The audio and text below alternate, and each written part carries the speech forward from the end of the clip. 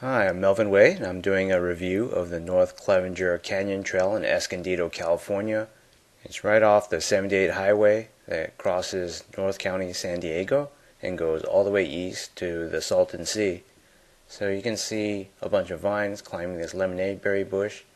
These vines belong to the wild cucumber, or the Cucamonga manroot, so it's very closely related to the cucumber that we grow in gardens and eat, but all parts of it are somewhat toxic, and they have these little flowers with 5 petals each, white flowers.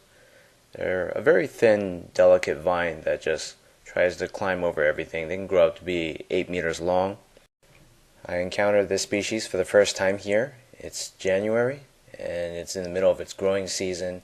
It grows during the rainy season in winter, but we're in a historical drought in California. So if you look on to the side of the trails, you can see all these holes, and I did a tarantula hawk video a long time ago, and that kind of covers those tarantula wasps, but I don't know if those are the only things that make those holes. So here you can see some more of this manroot, and they have tendrils that form sort of telephone coils. Here's a shoot apical meristem. I have a separate video that preceded this video that covers the Cucamonga manroot in great detail, and it's very interesting biology. So this is the only plant that really thrives in this kind of setting this time of year that I can see. Normally, without such drought conditions, you would see a lot of other chaparral plants thriving as well. And here's what Cucamonga manroot looks like after all the vines die en masse. This must be from the previous year. So it's just a web of thin, delicate vine skeleton, so to speak. So here I'm at the bottom of the creek bed.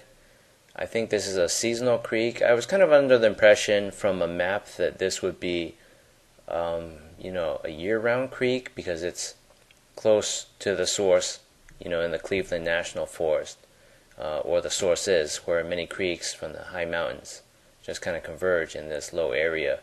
But as you can see, everything's bone dry now, and that's why California is really suffering, because there hasn't been much rainfall.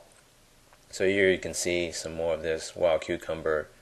It's a very delicate, subtle vine that just comes out of seeming cracks in the ground. But underground are actually giant tubers that sustain this growth. They store water, and I didn't get enough footage of this, but it's a very beautiful lizard. I'm very bad with lizard species and identification.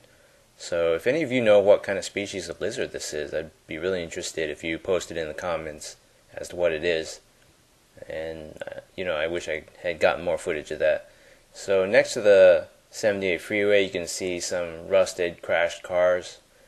I think it's just too expensive to remove those by helicopter, and the terrain's too rough to use regular land vehicles.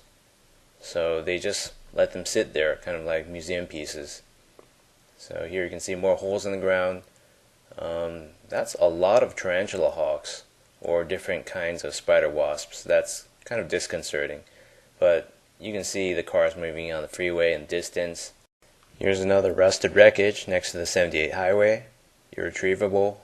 So here's some first-person footage of me walking across the trail. I think my current new camera has a little bit more stabilization. So if you compare it to the Hellhole Canyon video from, I think, a year ago, also in Escondido, California.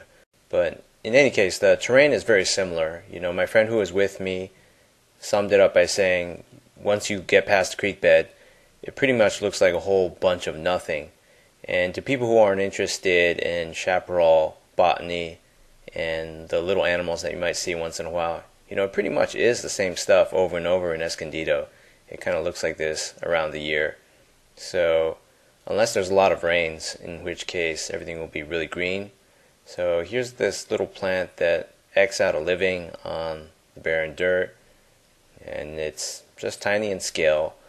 It reminds me of some things I've seen in deserts far out to the east. That's a small grasshopper right there, and there are some pollinators as well. So I don't really know, I don't have any idea what this plant is, so if you could identify this for me, I'd be very grateful. This kind of reminds me of the salt heliotrope, but that plant is more robust. It's more coastal, I think. and grows next to salt deposits. I don't think there are any here, or maybe there are, who knows. So this is more canyon footage, and you can see the north-facing mountains are a lot greener despite the very limited rainfall and the drought, just because they get less sun during the day and in the afternoons. So that means there's less evaporation, and that's a universal rule when you're hiking. You can basically identify sort of which mountain and hill faces are north-facing because they'll be greener than south-facing slopes like this one. So this about wraps up my North Clevenger Canyon Trail review in Escondido, California. And as I said before, it's kind of boring for people who aren't interested in chaparral plant species or ecology. And when you get to the top, you get one of these typical Escondido farming valley views, a panoramic view of the surrounding valleys and mountains.